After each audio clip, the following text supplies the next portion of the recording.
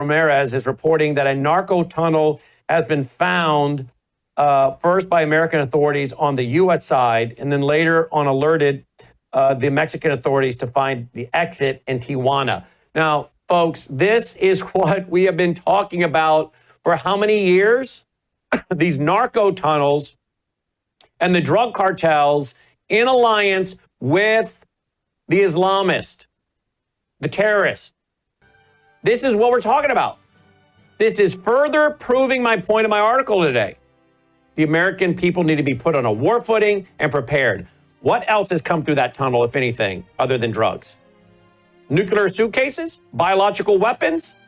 We already know that we've got 2 Chinese trying to bring in biological weapons in the last week. What else have they brought in? Folks, are we on a war footing? Have we been prepared? No, we have not. A lot of talk about Iran and Israel, but how about America first? Annie is liveuptofreedom.com, liveuptofreedom.substack.com, liveuptofreedom.com. Aaron is lighttotheNationsMinistry.com. Aaron, praying for you and your nation. Thank you, Aaron, for being with us today. Alicia, thanks. Brandon, thanks, Annie. Annie, thank you. And my friends, talk to you tonight. May God save America. Take care.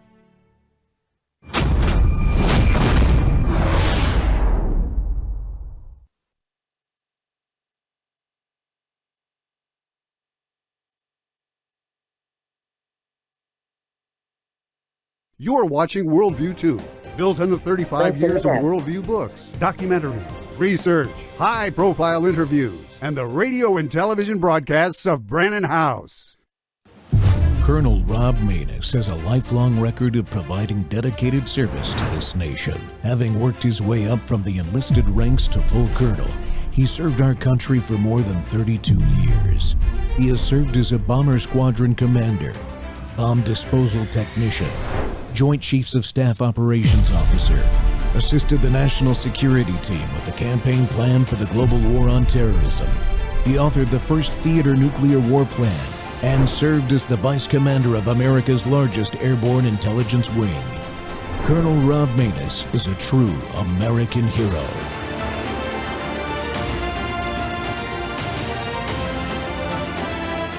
This is Rob Maness Live.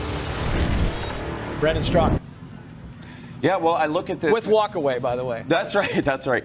And now I think this is a clear indication of why. I look at this and I think to myself how hoodwinked we've gotten by the left for so long with this narrative that immigrants want, people want to come to our country just because they want to be a part of the American dream. These are peaceful people who just want to be a part of our country. That's not what I'm seeing here tonight. I'm seeing explosions. I'm seeing riots. I'm seeing people with Mexican flags, Palestinian flags, attacking our police officers. Where's this narrative that the left has been telling us for so long about how we're such bad people for not just letting people come into our country to pursue the American dream? Yeah. 10 seconds, Natalie? I think that's a great point. If these people are so peaceful, then why are they and their allies so utterly not peaceful the last 4 days? But I'm feeling kind of hopeful here. I mean, we can't get complacent, but I think that things are turning in a good direction. And honestly, I think more people are going to be walking away because this is a bad look for Democrats. Yeah.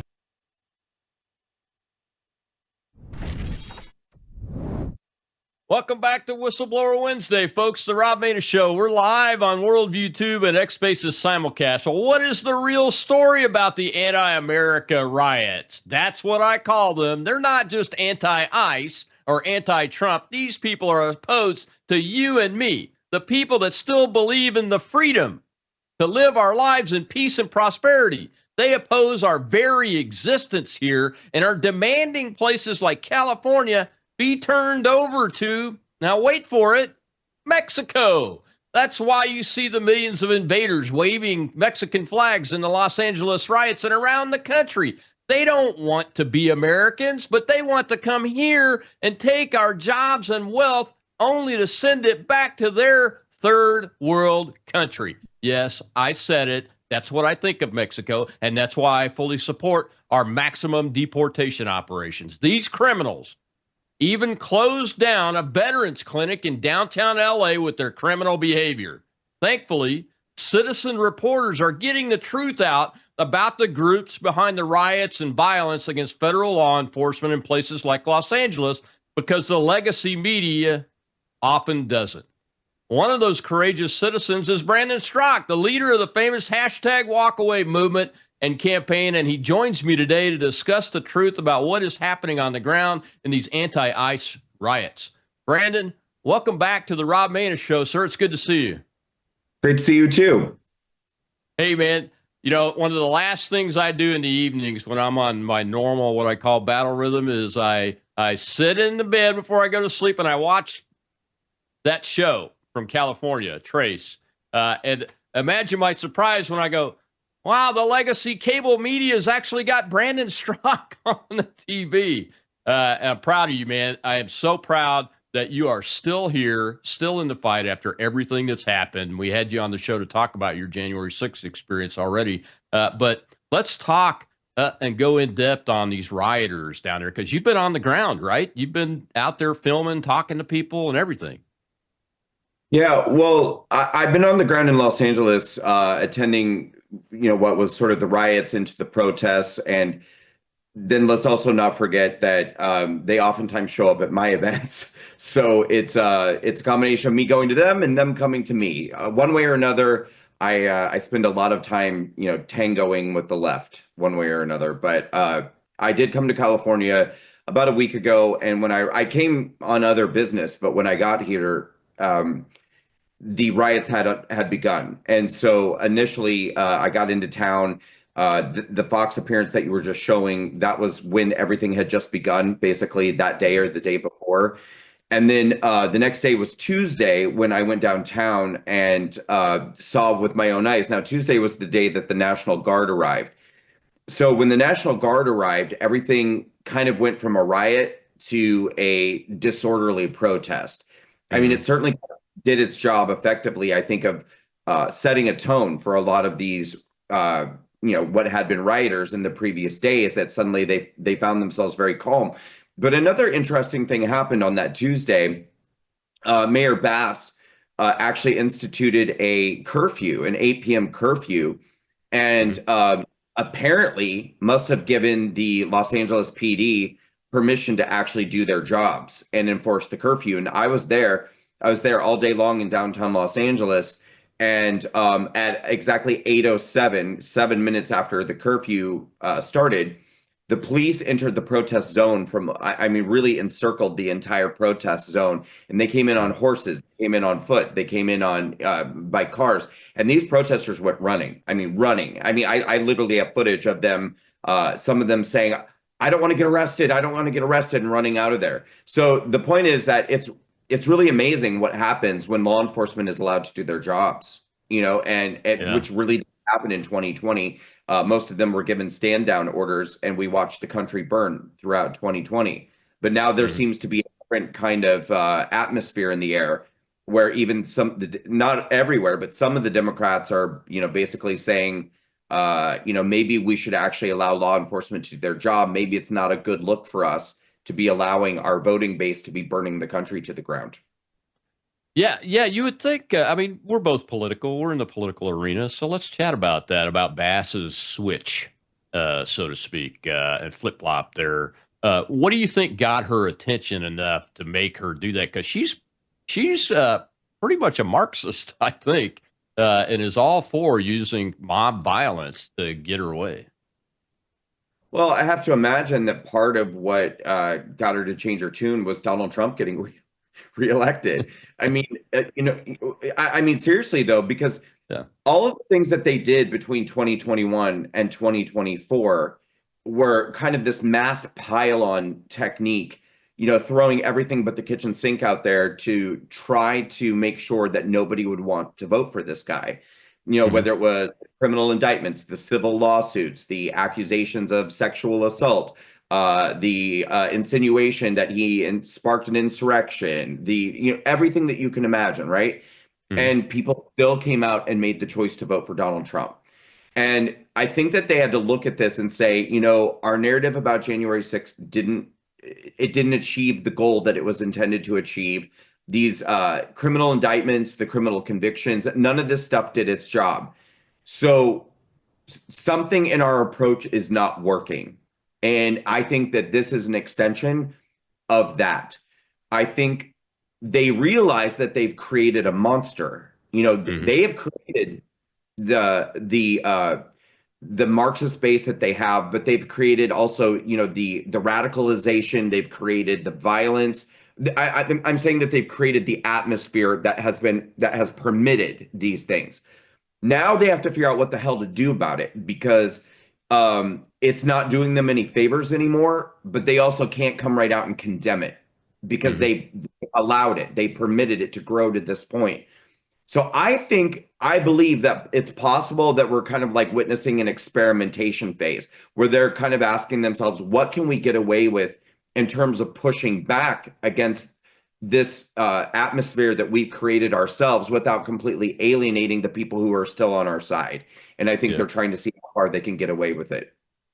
Yeah. Were you able to, especially in the early days when you found yourself in the areas where there was violence, were you able to talk to any of these people that are in the rioter side when you're out? No, you can't talk to the people who are in that kind of like rioter mode, or like the Antifa anarchist mode. You can talk to protesters. I mean, you can talk to leftists who are holding signs that say, Trump is this, Trump is that, maggots this, maggots that. You can talk to them. But the people who show up with the intent to commit violence or destruction or anarchy, they're wearing masks over their faces. They have an intensity about them that they're dangerous. I mean, they're dangerous people. So I mean, they're the kind of people that I would describe as maybe having nothing to lose. They're not the kind of people. It's kind of like if you went to a bar and somebody shows up at a bar and they've got a bunch of scars on their face and they're somebody, and they're like, let's go outside. You'd probably say to yourself, no, I'm not going to go outside with somebody who has nothing to lose. And that's kind of what these guys are like. I mean, these are like violent, unhinged, deranged people, and they're not there to talk. They're not there to have a debate or discourse. They're there for one reason only, and that is to cause harm, destruction, and violence. Yeah.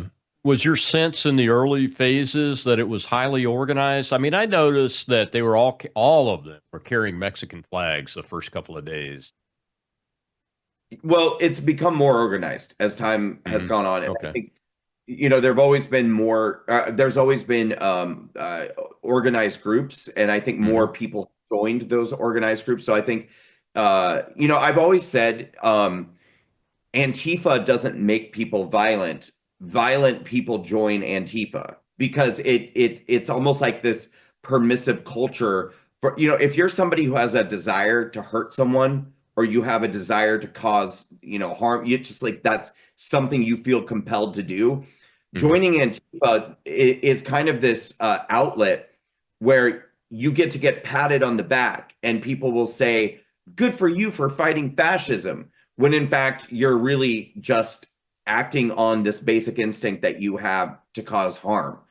And so I think that organizations that have, planned and organized and been doing this for a long time, some of them have probably seen their numbers grow, because there's always going to be people like that are drawn to that kind of energy. But it has definitely changed over the years. I mean, I've been being protested since 2018. And, it used to be people, holding signs saying, walk away Russian propaganda, walk away is this, walk away, whatever. But now it is absolutely, as I described, sort of like these flash mob groups. They show up in groups of 20, 40, 100 together out of nowhere. They're wearing matching masks. They're wearing matching shirts, hats, whatever. They've got some sort of orchestrated plan of how to make noise or how to disrupt, or, in more extreme cases, they'll just show up and 1, 2, 3, boom, smashing windows, throwing Molotov cocktails. So yeah, highly organized, not organic.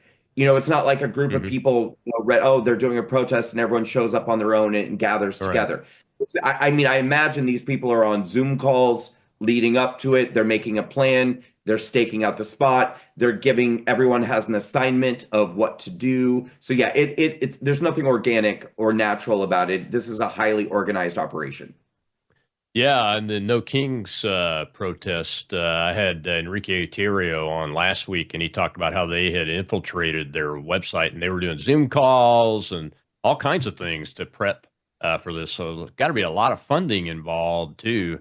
Right. As we've suspected, we got to go to a break here in about a minute, but I wanted to ask you, pallets of bricks, that kind of stuff. We saw some social media reporting about it, but the media, the big media, the legacy media, never said anything.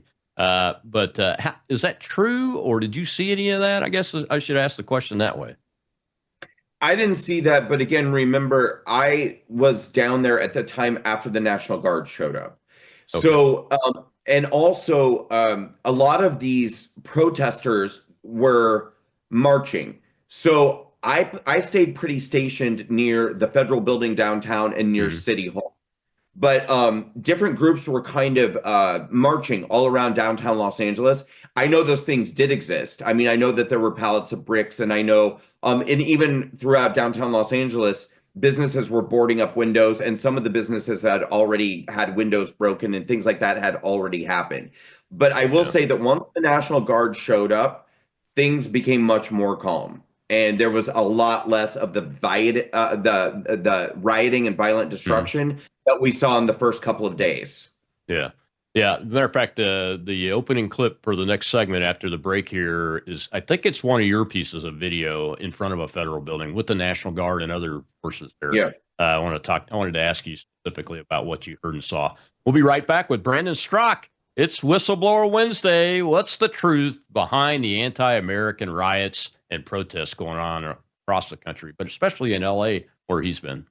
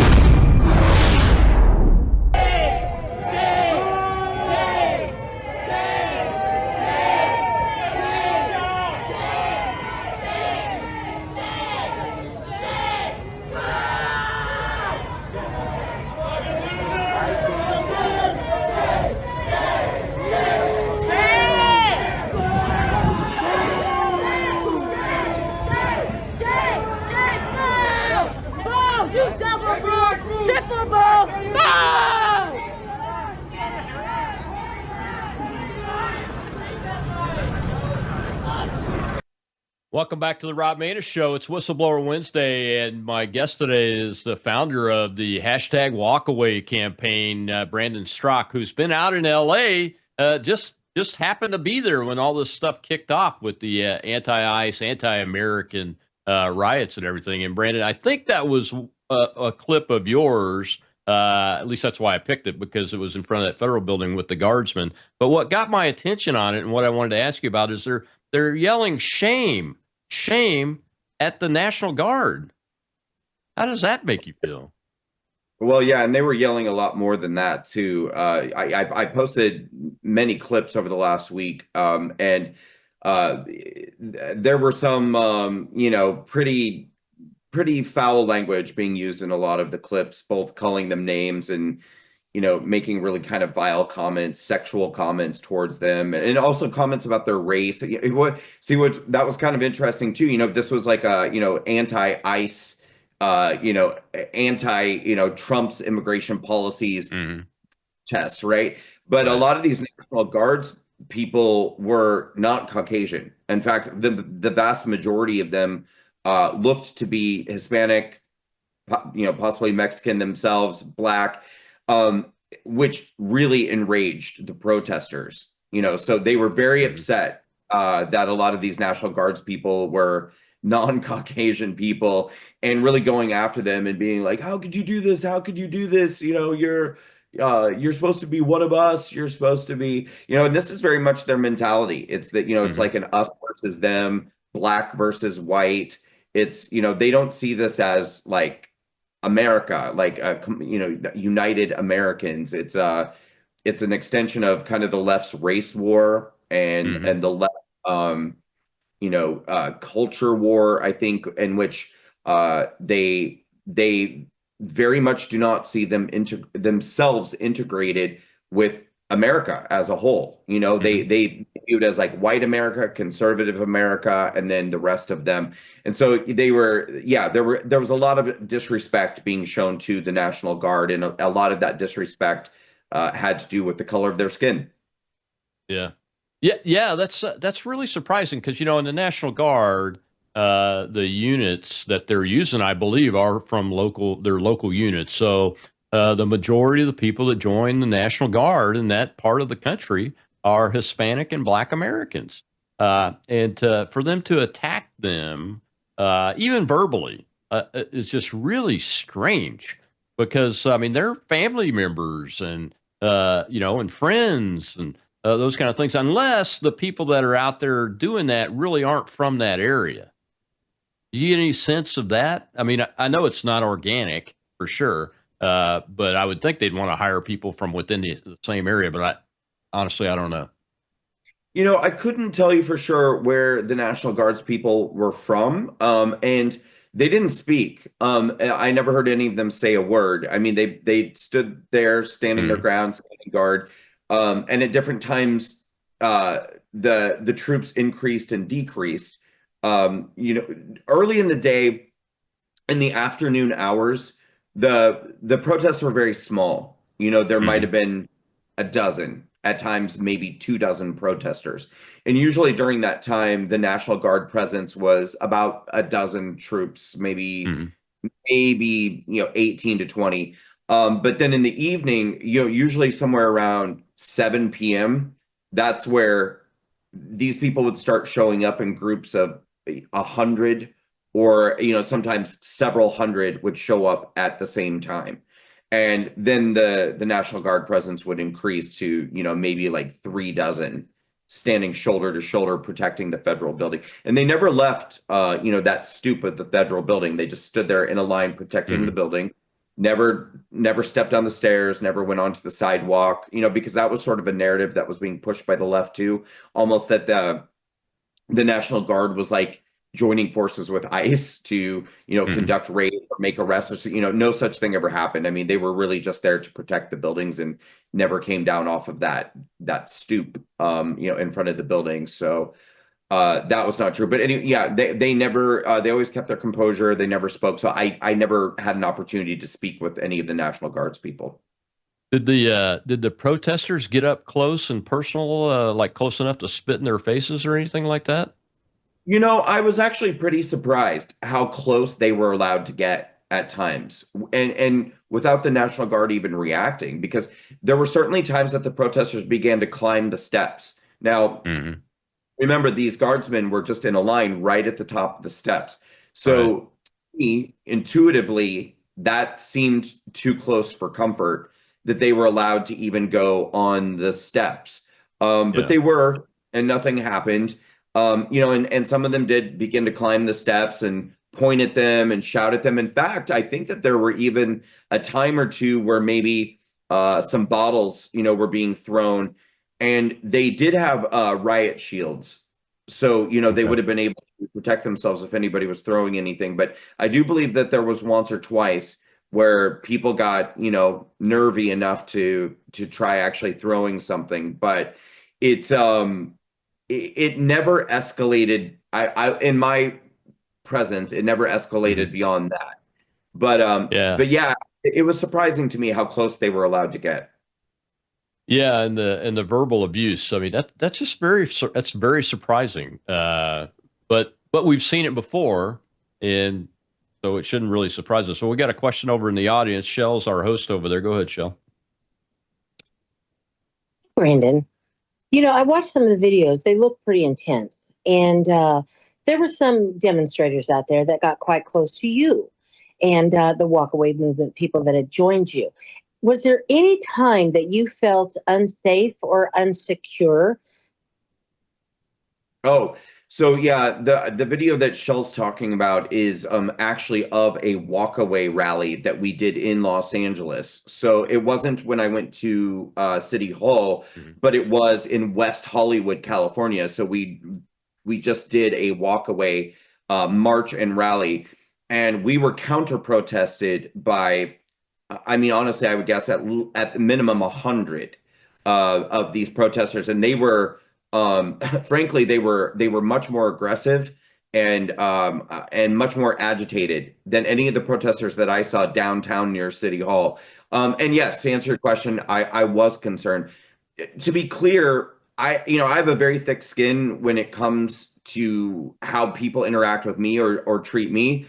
What scared me was that I felt responsible for all of the people that were there for walkaway. So, when we all met in West Hollywood, we had probably 75 to 100 people that were with us. And then when we got to Beverly Hills, our rally grew to about 300 people that met us at Beverly Hills. But I felt very responsible for that 75 to 100 people who met in West Hollywood and did the march with us. And those protesters that were protesting us were getting physically aggressive. They were taking hats off of people's heads. They were grabbing signs out of people's hands. They were pushing my people, and my people were getting upset and reactionary. And there were more of them than there were of us, and there were almost no police presence there to protect us. We only had a handful of hired security officers that we had hired, and also I've played this game before, so I know there are certain areas in the country where you can go. Washington, D.C. is one of those areas. Los Angeles, California, Seattle, Washington. Portland. There's certain areas where you can go where even if somebody attacks you, if you're a conservative and you defend yourself, in all likelihood, you're going to be the one who goes to jail. And so I felt very concerned that some of my people could either get hurt or might even find themselves in a defensive posture and find themselves getting arrested. And we had to make a decision because we were initially going to do a march up and down West Hollywood and then over to Beverly Hills. And we ended up actually canceling the march up and down West Hollywood. And instead we just marched directly to Beverly Hills because I did have to make the decision that I felt like it was too dangerous for everybody to march up and down West Hollywood because they were just getting so aggressive. And I didn't want to see any of my people get hurt or get arrested. Yeah, it's tough to maintain your composure when people are getting up in your space and taking things off of your body because you can smell them, you can feel it. They're taking your property, which is inherently, instinctively it's wrong. I have to do something about this, but you're absolutely right. I mean, we had intelligence that Enrique briefed us on last week about the No Kings thing where they were intentionally going to get MAGA people that showed up involved in violence so they could put all the violence blame on them. Yeah, that's right. And that's, they're a lot more sophisticated than we are at this type of thing. For instance, at the walkaway rally, they show up with noisemakers, whistles, all of these different ways in which they can make umbrellas. So they'll stand, shoulder to shoulder with each other, and then they'll open umbrellas. And what that does is create like a huge wall of umbrellas, and they point them at you, and then they'll advance. So, you're standing there kind of like with your signs doing your thing, and engaging in your First Amendment right to peaceful protest. Well, now you've got 20 people in a line coming at you with a wall of open umbrellas. So they're shielding and protecting themselves, and you've got pointy objects coming at you. Like they practice this kind of stuff, and they know what they can do and what they can get away with. And going back to what I just said a second ago about the noisemakers and the things like this, it's actually, I mean, it might sound, like it might just sound like a perturbance or an annoyance of some kind. It's much more than that. Some of these things, it's almost like psychological warfare, because it's hard to understand unless you've been in this situation. But if somebody's got like a blaring siren and they're holding it 2 or 3 inches away from your ear, it's like a shock to your central nervous system. And your nervous system is firing off impulses to react. It creates in you this desire to protect yourself and defend yourself, because your nervous system is basically saying, like, protect me, protect me. And you almost have to work 2 or 3 times as hard not to become physically aggressive, because every impulse inside of you is saying, get this thing, you're under attack, do something about it. And that's what they want. That's what they want, because the moment that you physically react, again, you're going to be the one, because if if you're a Trump supporter, if you're a conservative, you go into these liberal areas and give them any justification to put you in handcuffs, you're going to be looking at big trouble. Oh, you're absolutely right. That's why I wanted to get you on here to talk about this and these experiences, Brandon. We got to take another break. When we come back, I'm going to play a little public service announcement from the FBI in the area there, and we'll continue this conversation with Brandon Straka of the Walkaway Campaign. Get people in here, man. It's rare that we get an opportunity to have him on the show, so we need to get our audience engaged and in here to listen to this man. I'll be right back.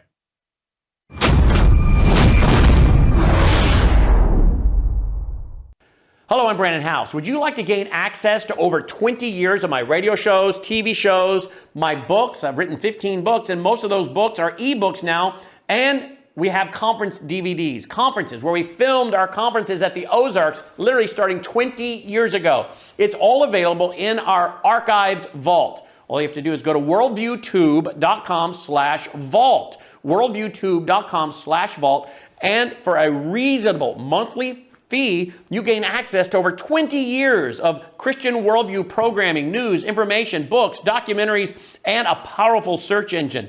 And folks, it's a great way not only to educate yourself, equip yourself, but it's a big way that you can help fund our continuation as a broadcast network. Please check it out. worldviewtube.com/vault, worldviewtube.com/vault, and help us continue pushing out a Christian worldview.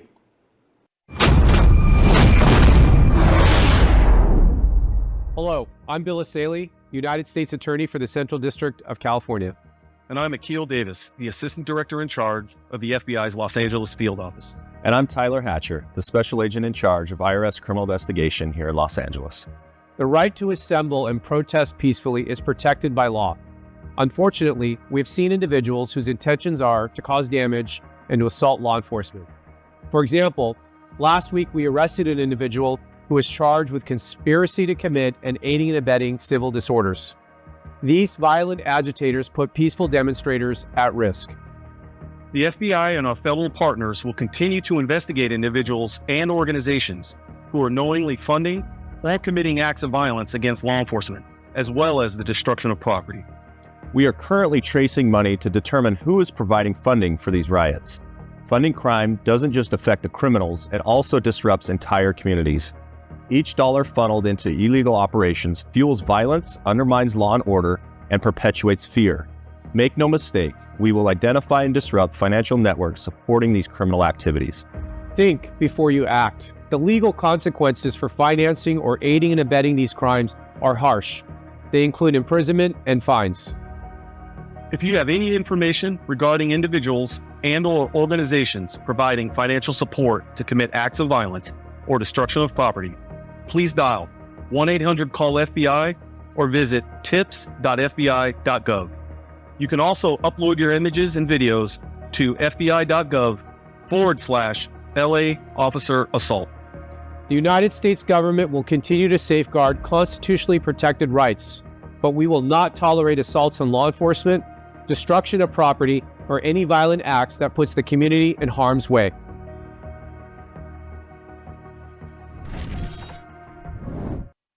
Welcome back to the Rob Maness Show. It's Whistleblower Wednesday, and my guest is the founder and leader of the hashtag Walkaway campaign, Brandon Strock. And Brandon, I wanted to show that for the public service announcement, but also to get your thoughts because, as I mentioned, we interviewed about your J6 experience.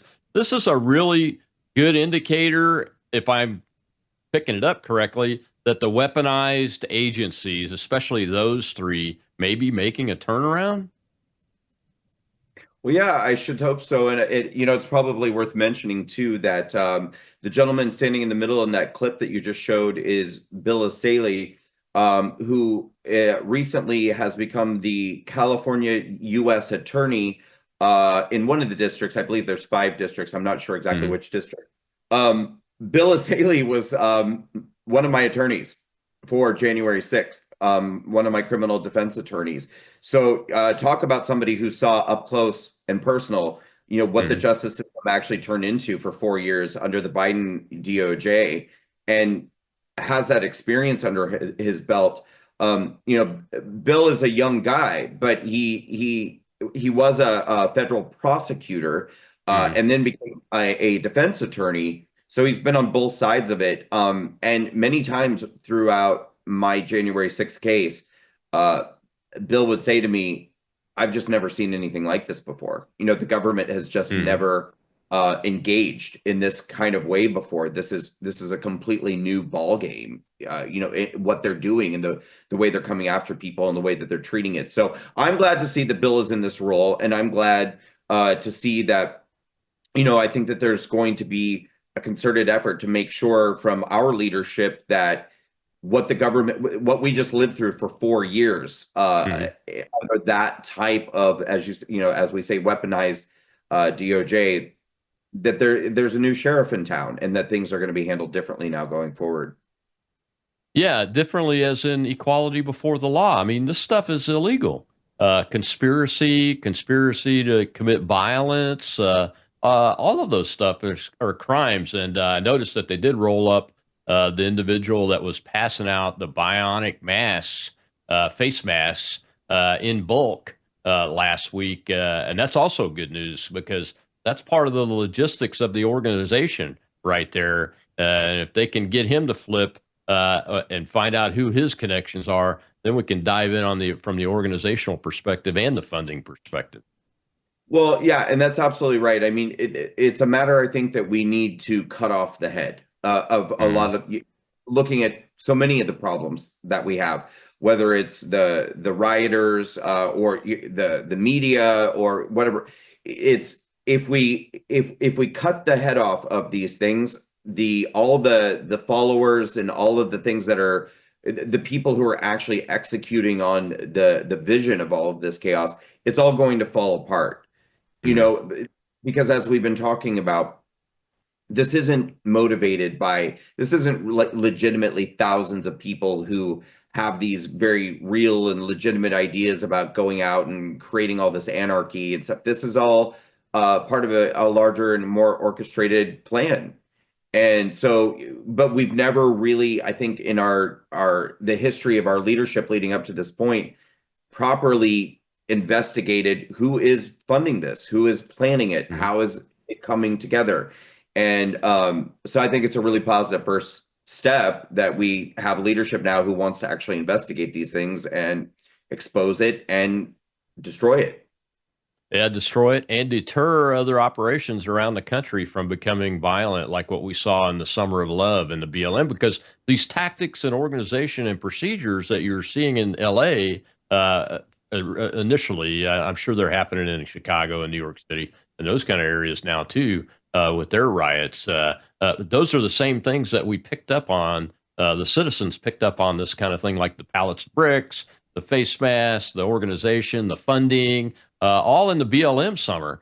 That was picked up on, but it was never investigated, even though that was the Trump administration. So that's really good news. Well, we got a couple of questions from the live audience. Let's go ahead and take one. Dale, go ahead. We have Cookie, sir. Good afternoon. Nice to talk to you again, Brandon. I had 2 questions, if you might. has there been any change in the protesters when you're going out, either when you first started during the last 4 years, and then now since Trump has been in office? Just wanted to know if there had been a change in how you're confronted with these folks. And then the other one is, since you've been done, the pardons there, Trump is in office, how has your mindset changed, or maybe not even changed, to when you go to approach going out and trying to get people to walk away? So the changes that I've seen since Trump got reelected in the protesters are, and I'm not even 100% sure what it means, to be honest with you, but they're skewing in many cases a lot older. Which I think is interesting, which is not to say that there's not any young people. Of course there are, especially with something as massive as what's happened in the last couple of weeks, like the anti-ICE riots / protests. Many young people in these. But when I'm going out and I'm doing events and I'm seeing groups of 15, 20, 30 protesters, I'm seeing a lot of people in their 60s, 70s, sometimes even more than that, than I ever did before. And I'm not 100% sure why that's happening. It's something I need to put some thought into, but I know, so I actually started Cookie in 2018. So I've been doing this now for about 7 years. So for the first 2.5 years leading up to January 6th, when we were doing just walkaway colleges and walkaway town halls and debates and events around the country from 2018 through to, like I said, January 6th, most of the protesters that we saw were usually people in their 20s, maybe their 30s, and kind of the ranging from the kind of a crazed liberal all the way to like the Antifa types.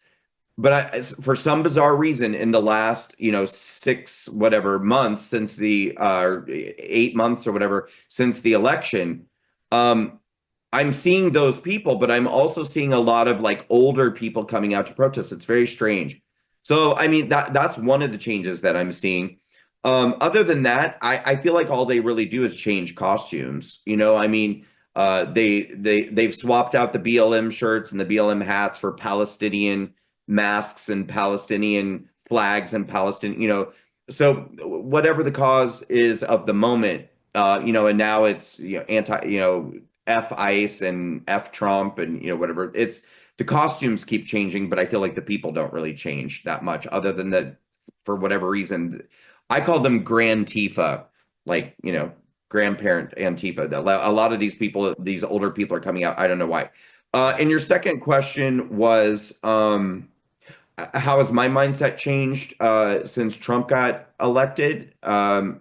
In terms of just like how am I feeling about the landscape or my own work, or what do you mean exactly? Is he still there? Just how, yeah, I'm sorry, I'm here. When you go out and you're going to these events, and now that you're through with everything that had to do with J6 and that whole issue, do you have a different mindset when you're approaching going to the colleges or going to, like, when you just went out at LA?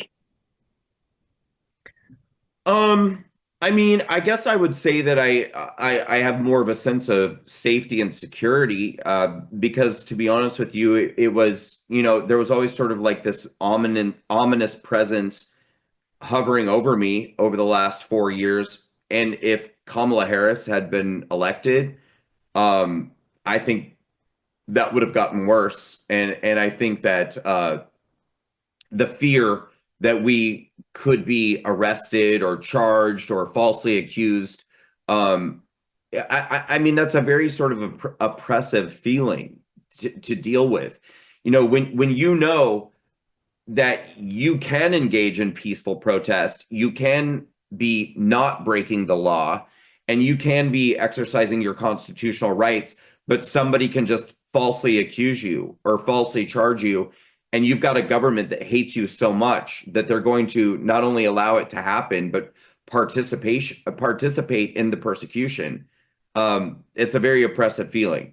And so I do feel a sense of liberation now that it's much less likely that I am going to be at a federal level falsely charged or accused, and certainly have more of a sense of freedom about engaging in my First Amendment protected rights to go out and protest or demonstrate or do street interviews or whatever I'm doing. So I guess I do feel more at ease about that. And I don't know, I mean, depending on where I go and when, the crowds sometimes don't bring up January 6th at all, which I appreciate because, I would like to move on with my life and not keep talking about that forever.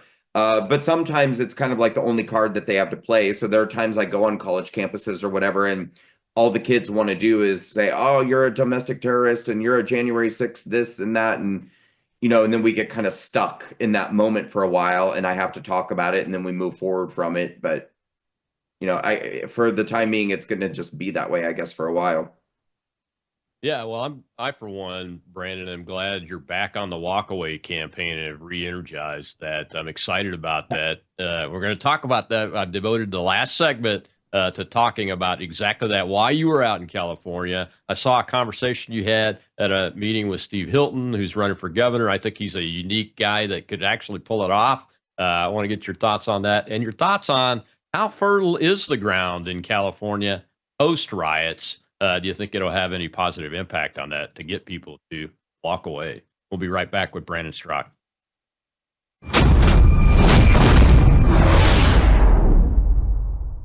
Hello, I'm Brandon House. I want to thank you for all your support at wvwfoundation.com that helps make possible pushing out 24/7 content for free. Without your support, we'd have to put it all behind a paywall. But thanks to you and your support through our foundation, we're able to push it out for free as a broadcast service and broadcast ministry of WVW Foundation. Please consider going there and setting up an automatic monthly contribution, or go there and make an occasional contribution.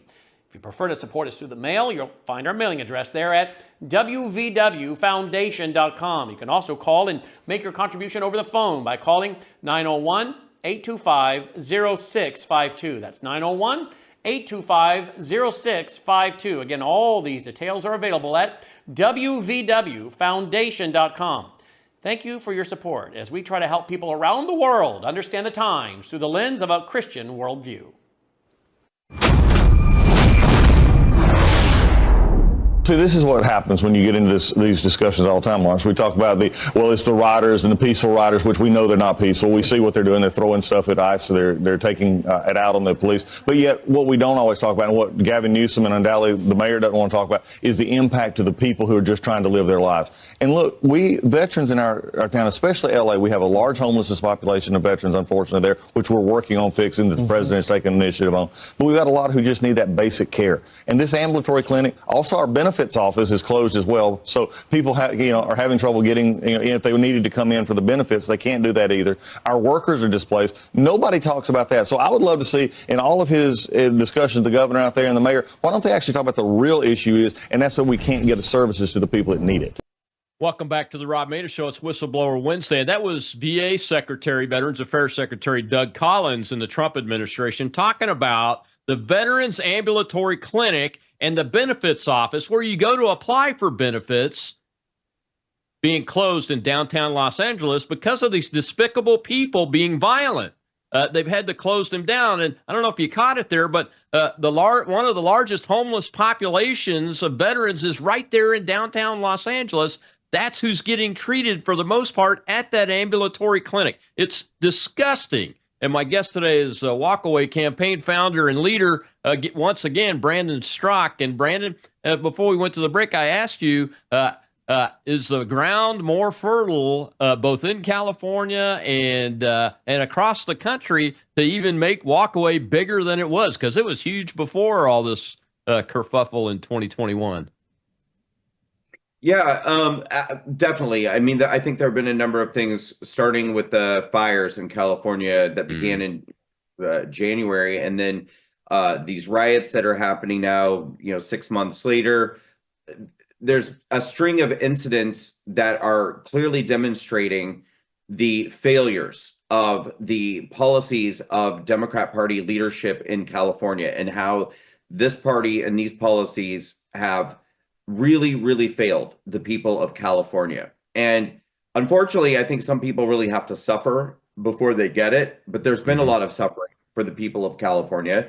And I think at this, I mean, a lot of people not only lost their homes and I would say needlessly, like didn't necessarily, this, a lot of this was very preventable, but then they're finding themselves in a position now where they're not even able to rebuild because they're getting so caught up in bureaucracy and red tape that they can't even, get the funding, get what they need to be able to rebuild their homes and rebuild their lives. And so I think that the time is absolutely ripe. It's not as outlandish as it might seem. I mean, California has been red before. I think California is very red. I think that California can and will be red again. But we've got to go in and, do the work, be talking to the people here on the ground, be persistent in these conversations and these relationships, and make sure that we're really having the conversations and educating people and extending a hand and explaining to them why there is another choice, a better choice for them.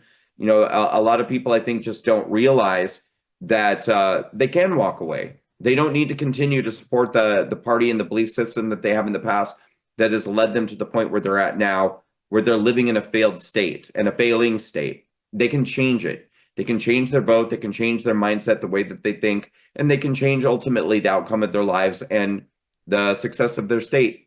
But I think it requires ongoing conversations and keeping that relationship and those conversations going. And that's what we're trying to do. Will you be doing a long-term operation in California as this governor's race heats up and comes to fruition? When's the primary for that? I don't know when the primary is, but of course the election for California is going to be November 26th. We're doing a lot of work also right now in New Jersey and Virginia, who have governor's races that are happening this year in November of 25. And the answer to your question is yes. We will be continuing to have on the ground game and outreach for the state of California. And what that's going to look like really is, in addition to what we've always done, which is putting a lot of emphasis on minority communities that are usually voting Democrat in large voting blocks, we're also putting a lot of emphasis on various faith communities that are typically voting Democrat too. And that's something different that we're doing. And so we're also going to be, I'm putting together like a ground game of volunteers who are going to be tasked with making sure that we have ongoing conversations and relationships with these communities. We don't just want to show up, once in a while and then disappear. We want to be, for instance, I was just in Virginia a little over a week ago. And while I was there, I went into Hindu temples and Sikh temples, and I went into Muslim mosques, and I actually had conversations with these communities who were very open, by the way, to having me there and listening to what I have to say. And then I was allowed to have a table outside and provide literature. And so we're going to get volunteers together to make sure that we're going back to these faith communities on a weekly basis and sitting with tables and continuing to have conversations and continuing to make sure that people have a voting plan and making sure that they're registered to vote and having conversations about the issues and the policies and getting people to change their mind. And so we're going to be doing that in California as well as New Jersey and Virginia and states around the country. But yeah, absolutely. And, we want to make sure that we're calling these people on the phone, sending them postcards and letters in the mail, keeping them engaged and keeping them informed about what's going on. So yeah, it's going to be an ongoing process. Yeah, absolutely. Hey, I don't know. You probably don't. I'm sure you don't know this, but 2 weeks ago, Stacey Abrams and National Democrats tried to come in here and steal the mayors and city council races of my city, Gulfport, Mississippi, which is a city of a little bit over 70,000, largest city on the Gulf Coast here.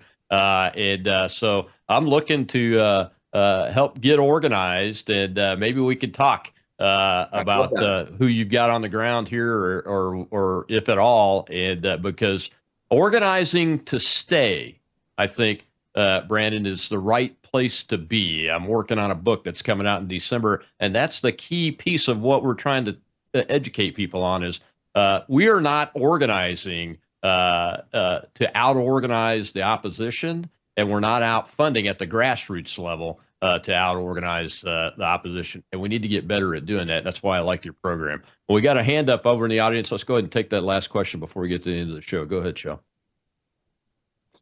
We did have Krusty Puller, sir. Krusty, did you still have a question? Can I wait a minute? I got a phone call coming in. Sure, I'll come back to you in a minute. So when you go into a place like California, I saw that you were talking with Mr. Hilton, who's running for governor. Do you assess the candidate up against the demographics, the voter universe, and those kind of things? Does your team take a look at all that stuff? Well, yeah, I mean, we have to. I mean, I met Steve about a week ago at an event that I was attending, and it just so happened that a couple who are supporters of mine and have been amazing financial supporters of Walkaway for years were hosting an event for Steve. They invited me to their home to be a part of the event. So I got to meet Steve for the first time. And it was a great opportunity to, raise my hand, ask a question, which I did. And then I posted that. And basically I talked to him about, again, the minority demographics, doing the ongoing outreach to these minority communities and the importance of that, and college kids. And so what I said to Steve is, I think these college kids would love to see a gubernatorial candidate come to their campus, not just to give a talk, but, sit down and table with us and let the kids approach the microphone and ask you questions. And he said he loved the idea and would be very open to, having the debate and whatnot with them. So, that's what it's all about. And to answer your question about, selecting a candidate or getting behind somebody, certainly at a point like this, before a primary has happened, I would be very open to, I'd say, anybody who I think has good values, good policies, wants to align with Walkaway. If any conservative gubernatorial candidate, or maybe even independent, gubernatorial candidate wanted to get involved with us and get out there, we would be absolutely open to talking to them. And so I guess that's my way of saying, we're not officially, making an endorsement or getting behind any specific person. That was just an opportunity for me to get to know Steve a little bit better and extend that offer to get involved with Walkaway and what we're doing and reach our audience and reach more people. And he seemed open to that. So I hope that happens. Well, I've never met him, but I've been observing him, especially since he announced for governor. And he brings a set of characteristics to the table very similar to President Trump, very similar. And I noticed his answer to you about going out where Republicans don't normally go is exactly right up my alley too. I'm the chairman of Gator Pack, a pack I created a few years ago. And that's one of the things I look for is people that are willing to go like into down here, especially into a Black American community, and talk at churches, talk to the community leaders, talk to business leaders in those areas, because a lot of times the consultants, they always say no when the candidates don't want to do that. I've had that happen to me over the years a couple of different times. So that's good news. I'm watching that with great interest. Okay, I think we got a hand up now. Over in the audience. We got about 3 minutes left, Shel. We have Morrison, sir.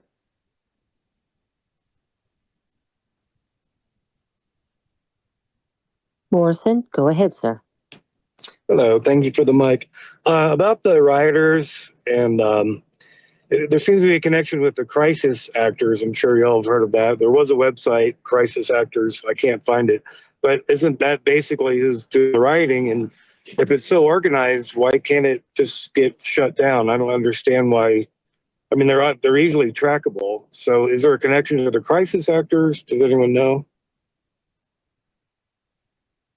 Well, I would say that it's important to remember, too, that when we talk about the riots or the protests being organized, funded, and not organic, we're talking about the portion of it that is sort of like planned and organized. But these things do attract a lot of people who are not a part of that organization or that plan as well. So certainly, when you see, 10,000 people out in the street marching, at some of these things, the vast majority of those people probably decided to join up with something because they saw it on television or they read in the news and they were like, oh, that's, I'm for open borders, so they go and they join it. But certainly not every single person who's there is, as you say, a crisis actor or somebody who's part of it. I think that a lot of the people who are funded and a part of this sort of planned portion of it, they're there to orchestrate an outcome, whether that's to agitate the crowd or provoke violence or take, maybe, and to a certain degree, we even sort of saw that on January 6th. There were an enormous amount of Trump supporters who were there, because they wanted to come and peacefully protest a stolen election. But I think that there were people that were sent into that crowd to agitate, to instigate, and make sure that a different outcome happened. Yeah. So, when we talk about it being planned or orchestrated, we're not talking about everybody. And so it would be impossible to just shut it down. People do have a First Amendment right to protest. But unfortunately, I think that a lot of these people infiltrate to try to affect a different outcome. Yeah, and even some of the paid protesters, like the CEO that created a company to pay demonstrators, those are legit. They have a paper trail. They have to follow the law. But there are some other ones that are behind the scenes and under the table, so to speak. Well, Brandon, thank you so much, sir, for coming on the show. We appreciate it. Tell folks how they can find you, and I look forward to talking to you about the New Jersey effort. I have good friends in New Jersey. I'm monitoring the governor's race and the congressional races coming up soon very closely. Sounds great. Yeah, if you're currently listening right now on X, please give me a follow. My handle is my name @Brandon Straka. My last name is spelled Straka, like Straka. And you can find me on just about everything, whether it's Truth Social, Facebook, X, Instagram, just about everything. My handle is @Brandon Straka, Straka, Brandon. The only one that's off is TikTok. It's Brandon Straka 1 if you're going to follow me on TikTok. And give us a follow on Walkaway too. We're on every platform @RealWalkaway. We have a Facebook group too, Walkaway Campaign. So join our Facebook group. Amazing testimonials, people sharing their stories about walking away from the Democratic Party. We're out there kicking butt and getting a lot of people to walk away and doing great work. So keep following what we're doing. Keep supporting us. Keep leaning forward. Stay positive.